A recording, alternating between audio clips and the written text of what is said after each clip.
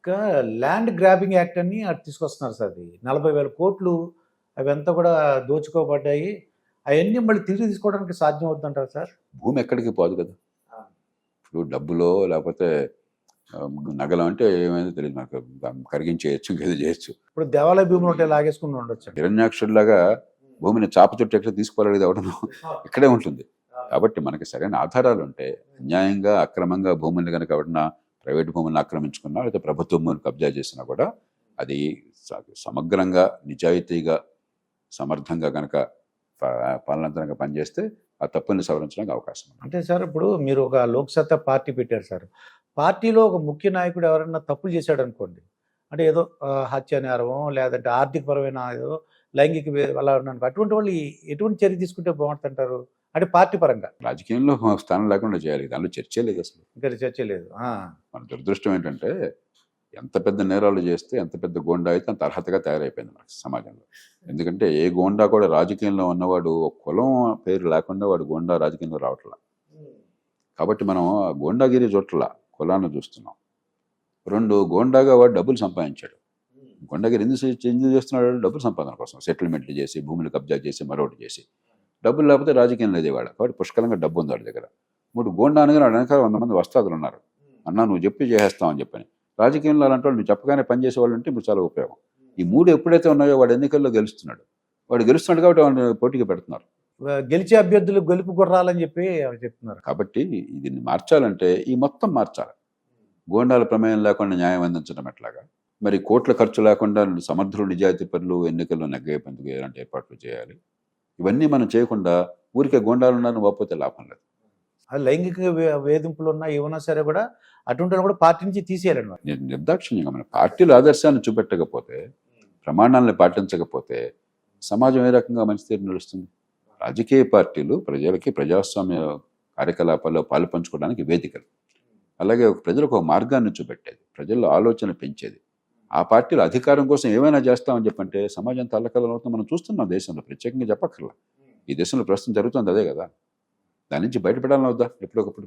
ఇప్పుడు చంద్రబాబు నాయుడు గారు కానీ అలాగే పవన్ కళ్యాణ్ గారు కొన్ని వాళ్ళకి కార్యకర్తలకి మిగతా చెప్తున్నారు, మినిస్టర్లకు కూడా మీరందరూ సరిగ్గా ఉండాలి అని, సరిగ్గా ఉండాలి, తర్వాత ఎటువంటి అంటే దుందుడుకు చర్యలు అటువంటి ఏం చేయొద్దని చెప్తున్నారండి. వాళ్ళు కొద్దిగా వార్నింగ్ ఇస్తున్నారండి. చెప్తున్నారు కానీ మౌలికమైంది. నేను చంద్రబాబు నాయుడు గారిని, పవన్ కళ్యాణ్ గారిని, అందులో పవన్ కళ్యాణ్ గారు పంచాయతీరాజ్ శాఖ కూడా ఉంది కాబట్టి నేను చాలా వినమ్రపూర్వకంగా కోరేది, వాళ్ళు చాలా కష్టపడ్డారు, మీ పల్లకీలు మోయేశారు, మీకోసం ఉద్యమాలు చేశారు, మీకోసం దెబ్బలు తిన్నారు. వాళ్ళు ఏమంటారు? అన్నా ఇంత కష్టపడ్డాం నీకోసం, నీ త్యాగాలు చేసాం, మరి నన్ను ఏం చేస్తాం అంటారు. అదని తేలిగ్గా మీరు వదిలేరు. కాబట్టి ఇది మంచిదే కానీ ఇది చాలదు. నిజంగా మార్పు ఏంటంటే స్థానిక ప్రభుత్వాలకి పూర్తి అధికారాలు ఇచ్చేయండి. ఏ పంచాయతీగా పంచాయతీ, మున్సిపాలిటీగా మున్సిపాలిటీ, వీళ్ళకి సామర్థ్యం ఉంటే అక్కడ ఎన్నికమ్మనండి. అంటే డీసెంట్రలైజేషన్ అనవచ్చండి పూర్తిగా. నిజమైన వికేంద్రీకరణ. పైపైన మాటలు కాదు, మనకు ఊరికే పెరిగి పంచాయతీ అన్నింటిలో జరుపుతున్న కోలాహలంగా, కానీ పంచాయతీలు ఉత్సవగ్రహాలుగా మార్చేసాం. పంచాయతీలు కానీ మున్సిపాలిటీ కానీ పూర్తి అధికారం ఇచ్చేయండి, బాధ్యత పెట్టండి, తప్పు చేస్తే దండించే వ్యవస్థ ఏర్పాటు చేయండి. అప్పుడేమవుతుంది? ఎప్పుడైతే వాళ్ళలో ఉన్నటువంటి నాయకత్వం, కష్టపడే తత్వం, ప్రజలకి ఏమైనా చాలా తపన, అది ఒక సక్రమ మార్గాన్ని వెళతాయో అప్పటికి మీ మీద ఒత్తిడి ఉండదు. తప్పు జరిగితే దండించి ఏర్పాటు చేయండి, ప్రజలకి న్యాయం జరుగుతుంది. అది చేయట్లా మనం. అది చేయకుండా ఇక్కడే కూర్చుని అధికారం అంతా మన చేతుల్లో పెట్టుకుని ఇట్లా వద్దయా ఇట్లా ఎంతకాలం ఉంటారు మీరు? కొంతకాలం పోయిన తర్వాత మీకే భయం పడుతుంది, వాడు మీ పక్కన చెరిపోతాడు. ఇక ఇదంతా ఆగేందుగా వీళ్ళు పల్లకి మేయడం కోసం నేను ఉన్నానా అని చెప్పాను, మీకు భయం పడుతుంది. సరే తీసుకున్నా, చేసుకో, ఏం కావాలో చేసుకో. ఇక అనివార్యంగా మళ్ళీ ప్రజల కోపం వస్తుంది అక్కడి నుంచి మళ్ళీ. కాబట్టి అధికార వికేంద్రీకరణ ఒక్కటే నిజమైన వికేంద్రీకరణ, బాధ్యతతో కూడిన వికేంద్రీకరణ, జవాబుదారితనం తీసుకొచ్చే వికేంద్రీకరణ. తప్పు చేస్తే శిక్ష అక్కడ ఏర్పాటు చేసే వికేంద్రీకరణ. అది జరిగితే చాలామంది కార్యకర్తలకి ఎంత ప్రజాజీవనంలో పాలు పంచుకోవాలని అందరూ ఎమ్మెల్యేలు కాలేరు, అందరూ కార్పొరేషన్ చైర్మన్ కాలేరు, సాధ్యమో కాదు, అవసరమో లేదు. కానీ ఖచ్చితంగా మనకి వేలాది మంది ఎక్కడికక్కడ పనులు జరిపించే సామర్థ్యం ఉన్నవాళ్ళు కావాలి. ఆ పనులు చేయించాలి, ప్రజలకు తృప్తి కలిగించాలి, ప్రజలను భాగస్వాములు చేయాలి. అధికార వికేంద్రీకరణ ప్రపంచంలో ప్రతి ప్రజాస్వామ్య దేశంలో, ప్రజాస్వామ్యమైన చైనాలో సైతం అధికారం పూర్తిగా వికేంద్రీకరించారు. అమెరికా పోతే అంత అధికారం అంతా లోకల్ మున్సిపాలిటీల్లోనే, లోకల్ గవర్నమెంట్లోనే ఉంటుంది. అన్ని దేశాలంతా, ఒక భారతదేశంలో తప్ప. అది నిజమైన పరిష్కారం. ఇప్పుడు ఆర్థికంగా మనం ఎదగాలంటే పెట్టుబడులు రావాలని అన్నారు సార్. అంటే ఈ పెట్టుబడులు రావాలంటే ఏం చేయాలంటారు? అంటే ఇప్పుడు తెలంగాణ ఉంది. మన మొదటి వరకు ఉమ్మడి రాష్ట్రం ఉంది. విడిపోయాం. మళ్ళీ కొద్దిగా ఇబ్బంది పడుతున్నాం అండి. ఎలా మనం ఆంధ్రప్రదేశ్‌కి పెట్టుబడులు రావాలంటే ఏం చేస్తే బాగుంటుంది? ముందు మంచి మౌలిక సదుపాయాలు కావాలి. మౌలిక సదుపాయాలు. అది లేకుండా ఎవరు పెట్టుబడి పెడతాడు? పిచ్చోళ్ళు ఏమన్నా? 2, ప్రభుత్వం మమ్మల్ని గౌరవంగా చూస్తుంది, అవమానించదు అని నమ్మకం కావాలి. గతంలో పెట్టుబడులు పెట్టడానికి ముందుకు వచ్చిన వాళ్ళు కనీసం ఇంటర్వ్యూలు కూడా నోచుకోలేదు. వాళ్ళని పురుగుల్లాగా చూశారు. పెట్టుబడులు పెట్టి ఇప్పుడు 40-50 ఏళ్ల క్రితం పెట్టుబడులు పెట్టి రాష్ట్రం కోసం మంచి పని చేస్తున్న వాళ్ళని తరిమి కొట్టారు, అవమానించారు, హింసల పాలు చేశారు. ఇంకెందుకు వస్తాడు ఎవడన్నా? 1,00,000 కోట్లు పెట్టుబడి పెట్టేవాడు సొంత డబ్బు రిస్క్ చేసుకుని కొన్ని సందర్భాల్లో భార్య బిడ్డల నగలు వస్తువులు కూడా తాకట్టు పెట్టి అక్కడ పెట్టుబడి పెడితే కనీసం గౌరవము, మార్కెట్లో నిలబడితే కాస్త 10 రూపాయలు సంపాదించే అవకాశం అందుకోసం కదా వచ్చేది. అలా కాకుండా వాళ్ళని తరిమి కొడితే వాళ్ళ కులం కారణంగానో, పార్టీ కారణంగానో, మరో కారణంగానో లంచం ఇవ్వలేదని చెప్పను, లేకపోతే గోండాలను ప్రయోగించి వాళ్ళంతా కబ్జా చేసి పారేస్తే వాడు ఎందుకు వస్తాడు? కాబట్టి ఆ వాతావరణం కావాలి. 3వది ఈజ్ ఆఫ్ డూయింగ్ బిజినెస్. వ్యాపారం చేయడానికి గవర్నమెంట్లో అడుగడుగున ఆంక్షలు, లంచాలు, వేధింపులు అవి లేకుండా ఉపాధి కల్పించే వాళ్ళు దేవుళ్ళు. పెట్టుబడి పెట్టి 10 మందికి ఉపాధి కల్పిస్తే నిజమైన సంపద సృష్టించే వాళ్ళు దేవుడు. అది చూసే వాతావరణం కావాలి. కొన్ని అవరోధాలు ఉన్నాయి. ఉదాహరణకి మన కార్మిక చట్టాలు.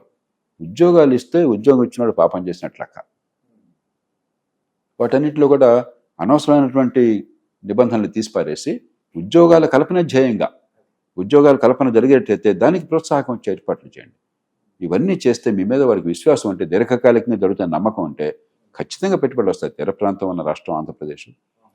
చాలామంది విద్యావంతులు, నైపుణ్యం ఉన్నవాళ్ళు, చాలామంది పెట్టుబడి పెట్టే శక్తి ఉన్నవాళ్ళు, పెట్టుబడి పెట్టాలన్న కోరిక ఉన్నవాళ్ళు, తెలుగు వాళ్ళు దేశంలో, ప్రపంచంలో, దేశంలో ఎక్కడికి వెళ్ళినా కూడా నా ఊరు, నా రాష్ట్రం అని ఆలోచిస్తారు. వాళ్ళు అమెరికాలో ఉన్నా కూడా వాళ్ళ ఊరికి ఏదో పట్టించుకుంటారు. కాబట్టి ఆ ఆసక్తి ఉన్నది, కానీ దాన్ని మీరు ఉపయోగించాలి. గత 5 ఏళ్లుగా దెబ్బ తగిలింది. ఆసక్తిని చంపేశారు, చాలా ఇబ్బందులు పాలు చేశారు.